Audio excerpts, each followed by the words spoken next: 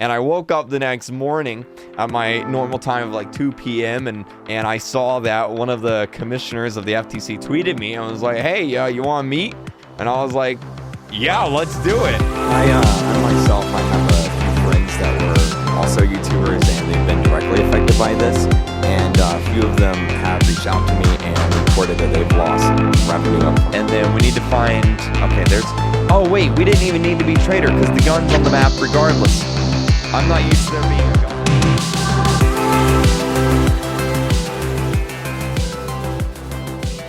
Before this episode begins, I want to let you know about a game jam that we're hosting on the Core Games platform. The topic is Lost in Space, and we have $3,000 in cash prizes. Whether you're stuck on the moon or defending against an alien invasion, the ball is in your court. Using the tools provided by the Core Games platform, you can build a functional game with environment, interactiveness, and creativity in mind. Core Games is completely free to build and play with the power of the Unreal Engine. You have access to hundreds of free, high-quality music, sound, and art assets, and the ability to build and bring immersive 3D multiplayer worlds to life. This game jam is for you guys, the Where Is My Shirt community, and Roblox developers trying out Core for the very first time. To learn more about our game jam and to check out Core Games, go to the link below. Alright, so KreekCraft, you are a Roblox YouTuber, one of the biggest right now. You have 3.1 million YouTube subscribers, up 2 million, I think in the past year alone, which is crazy. Just this past Bloxy Awards, you were named the best video content creator, and really you've got a pretty interesting story, but I don't want to steal your spotlight. Could you brag a bit about your experience on YouTube, on Roblox, and kind of just give us a little insight into who KreekCraft is and how he came to be? You want me to brag? Okay. Yeah. Let's see. I could never really play sports as a kid due to eye injuries, so I gravitated a lot towards like computers and video games. It's pretty much really the only thing I could do, and I wanted to learn like how to make video games, like how to program, how to code, like all of that. And after I took like all those courses in high school, I really wanted to like learn more about computers, and so like video editing was like the next natural step, I feel like, especially because I watched a lot of YouTubers. And so I was like, I'm gonna start making YouTube videos. And the first video I ever made was actually a Let's Play of StarCraft 2, which I believe came out in like 2010. Yeah, playing it through on the hardest difficulty, how to do it. And then it just kind of went from there. I played a lot of Minecraft, so I'm like, I'm going to make Minecraft videos. For 2 years, I basically did Minecraft mods, like Minecraft mod spotlights every day for 2 years. And then one of those videos went viral. Viral at the time was like 100,000 views. Now that's not much of anything, but at the time that was a lot. And YouTube got into contact with me. They had like a partner manager reach out, and they're like, hey, we're going to be launching YouTube Gaming. This was in 2015. We're going to be launching YouTube Gaming. Why don't you try live streaming? And I was like, oh my God, that sounds terrifying. Like, I don't know if I can do that, but I'll try it one time. And I did one live stream, and everybody was like, it did so well. Like my first live stream, I think I had like 1,000 people watching. It was crazy because I had 2,000 subs at the time, and it was like during Christmas break, Minecraft 2015, and everyone was like, do more. And so I did more, and then they kept wanting more, and before you knew it, I was kind of like a live streamer. And then look at you now. You're live streaming daily, dude. So I watched the live stream where you watched Minitoon's episode. And like you had only recently started, like maybe like an hour before or less, like, and you had 50,000 people watching you live, and I don't even know if that's like a notable thing for you. 50,000 people watching you live. That's crazy to me. On like big game updates, whenever I stream those usually get pretty up there around that number. My highest actually was during the Piggy True Ending live stream, where we were finding the true ending. I had 144,000 concurrents. That was the highest peak during that, and that was crazy. Like those are big boy numbers. I was like, wow. No, really. Yeah. So, I mean, what did life look like for you before YouTube? I guess compared to now. So, I mean, just like thinking about it, 3.1 million is like a pretty like substantial amount of people. Do you ever like really think about like how big that number is? But like also, how has that like changed your life so far? Yeah, it's a huge number. So like for comparison, I used to live the town I grew up in Florida. It has about 3,000 people that lived in it, or that lived that lived in it. Everyone in there died. No, they still live there. But yeah, like 3,000 people in a town I used to live in, and now there's like 3 million people subscribed. Like that's a crazy amount. But as far as like how my life changed, like before I started doing YouTube, I actually did all of my high school online. I did just virtual school online, which is probably pretty familiar to a lot of people now. I did it before it was a requirement to do it. And so I got a lot of like free time. And the main reason I did that is because like the school in my old town, it just wasn't, they didn't offer a lot of the classes that I wanted to take. And the virtual school I went to did. So I went there to get like, computer science classes, programming, stuff like that. And so most of my days was just waking up, doing schoolwork for about 2 hours. Because like, I'm a very fast person. I could like spend like 4 hours and do like an entire week worth of schoolwork and just get done with it and then play video games for the rest of the week, which was great. And that's pretty much what I did. I spent like Mondays. I would take all Mondays. I would do all my schoolwork for the whole week. And the rest of the week, I would just play video games, Minecraft, World of Warcraft, Call of Duty, Halo for the rest of the week. And that's all I did. And then I graduated in 2015. I was like, oh, wow, I can't do that anymore. And so I was actually looking for like a part-time job or something while I went to college. And then I started live streaming, and that took off. And yeah, I had trouble finding a part-time job because there was, in my town, there just wasn't really a lot open. And then luckily YouTube took off, and then that became a part-time job, and then it became my full-time job. And yeah, now I play video games and and I still do the same thing, really, except it's Roblox now, yeah. So, again, you're uploading daily, and that includes live streams. So could you walk us through a typical day for you? And like, what does your process look like from video idea to getting that video published to YouTube? Well, I'll start off with a little hint. I didn't actually sleep last night. I haven't actually slept yet. I'm planning on sleeping after my live stream in about an hour. There's not a lot of sleep. Basically, I wake up at around probably like 1 p.m. or 2 p.m. in the afternoon, and then I usually take like an hour to like eat or, wake up, chill, stuff like that. And then about an hour after I wake up, I usually live stream for about 2 hours or so. And then after that, you like wrap up the live stream. There's, a few like post live stream stuff I gotta do on YouTube.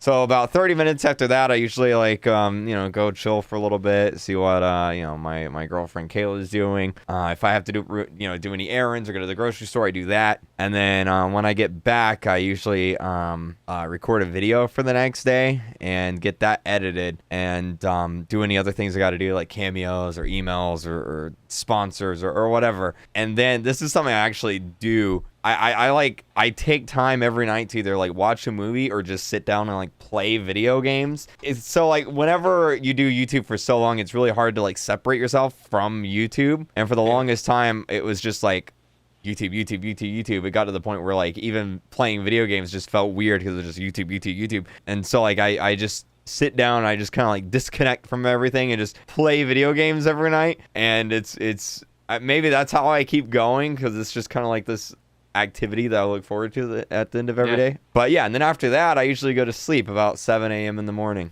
Oh my goodness. Yeah, 7 a.m. in the morning. Sometimes, most of the time, probably 8 a.m. in the morning. Wow. Okay. Well, I mean, I guess that's motivation to get through these questions pretty quick so you can sleep faster, maybe. I don't know. So that's crazy to me. So you wake up at 7 or 8 a.m., but you still... No, you go to sleep at 7 to 8 a.m., but then you wake up at like 1 or 2 p.m. That's not even that long. 5 hours or so, yeah. And like even now, I can't even tell you're tired based off just your voice. This is crazy. Yeah, I don't really... I don't know. I maybe I'm just crazy. Maybe like I always say this to everyone that like asks me about it. I feel like every popular YouTuber is somewhat crazy. Like you have to be somewhat crazy to do this job. Yeah. Live like no one else, so later you can be like no one else, and that's crazy. Yeah. So could you just summarize? So I did see you went to DC. You had your branding pretty set up there. I thought that was pretty cool. So just summarize, could you tell us about your trip to DC in 2019? And really, what was it about and why was it like important? I was in New York City with my girlfriend. I was at a YouTube thing. Everyone started tweeting me that I wasn't, that you weren't going to be able to upload Roblox anymore on YouTube. And I was like, what? And I looked and YouTube was like, yeah, so any videos, with like kids in them or whatever is not going to be able to be, like monetized. I'm like, what in the world? I looked it up and, like this whole FTC thing, basically YouTube got sued by, I don't know, some parent. And basically they weren't happy that like advertisers were advertising to their kid on YouTube. I won't get into the whole law stuff, but yeah, exactly. Basically there's a law in the US that says anyone under the age of 13 can't have any private information collected, period. So like advertisers, like cookies and stuff on YouTube, how they work is they look at your browsing history and they decide what ads to show you based on that. That's how ads work. And so a lot of people on YouTube are under the age of 13 or accounts under the age of 13. So basically I was like, this is a big problem. And like a lot of people, I see this with a lot of YouTubers, like you have like these massive audiences and like, they send out like one tweet and it's like, oh, this stinks. But like, I felt like I could do so much more. It's like, so I made this video and I was like, guys, I want you all to tweet the FTC. Like, I'm serious. Like, I want you to spam their notifications because like I have this pretty big audience. Like, yep. I want, they're going to see us and they're going to either choose to ignore us or engage with us on this. And I woke up the next morning at my normal time of like 2 p.m. And I saw that one of the commissioners of the FTC tweeted me and was like, hey, you want to meet? And I was like, yeah, wow. Let's do it. And so I flew to Washington, D.C. I met with Commissioner, a few of them actually at the FTC. Yeah, talked to them about the whole situation with Roblox YouTube. And then a month later, I actually flew out again last year in January. And the video you see, you can actually go on C-SPAN and see the whole video. I did see it. Yeah, I was actually speaking in Congress. That was really cool about the situation. And I was supposed to go out again, and then COVID happened, and yeah, anytime they want to talk to me about this stuff, I'll, DC's not that far. I live in Pennsylvania, so like I'll fly there. It's not even a problem. It was so exciting too because I felt like official, like it wasn't Markiplier, it wasn't Jacksepticeye or anything. It was just me annoying the crap out of FTC commissioners until they decided, hey, fine, we'll listen to this guy.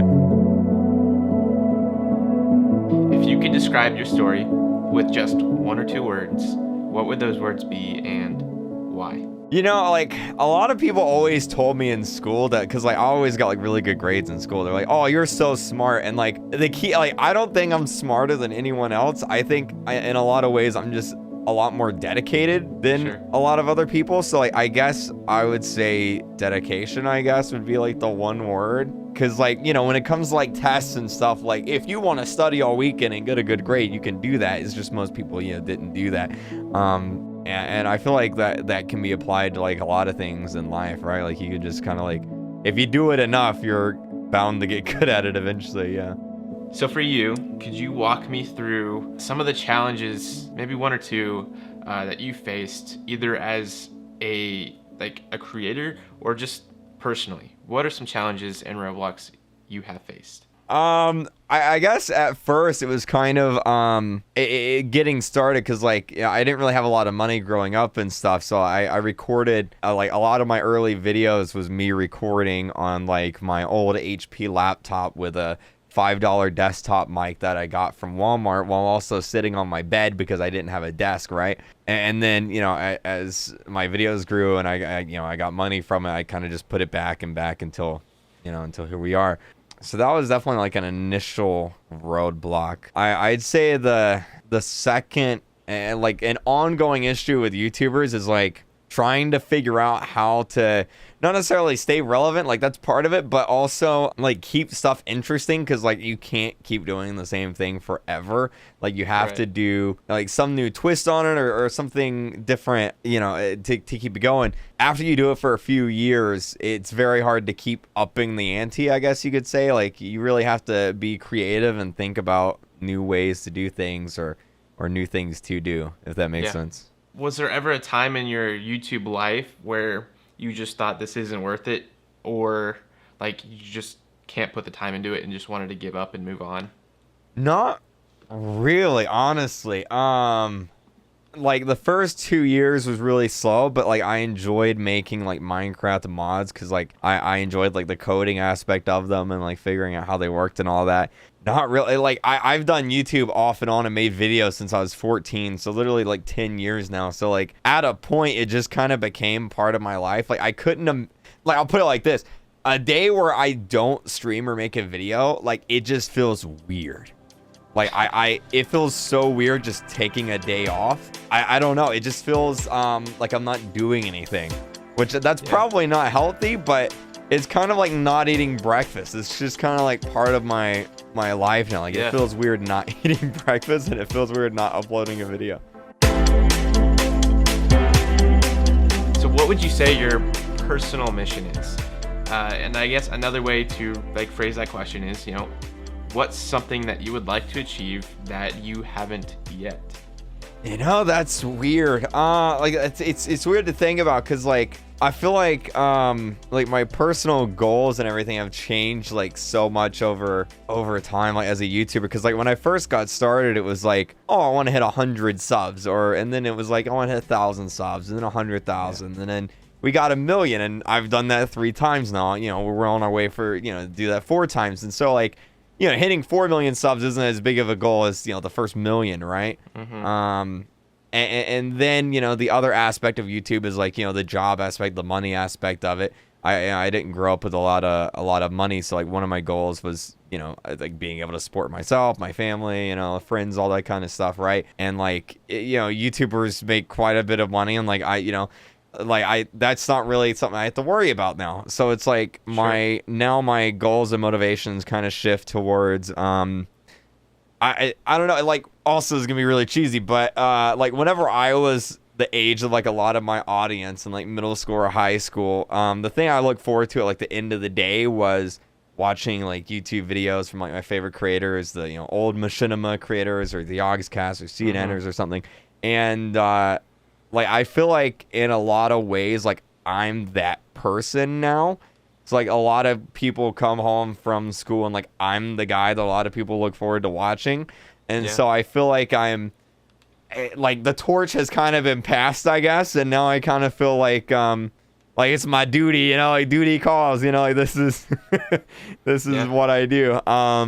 So yeah, I guess that's kind of what keeps me going, and like my personal goals now is just like keep entertaining people and keep being like that guy, right?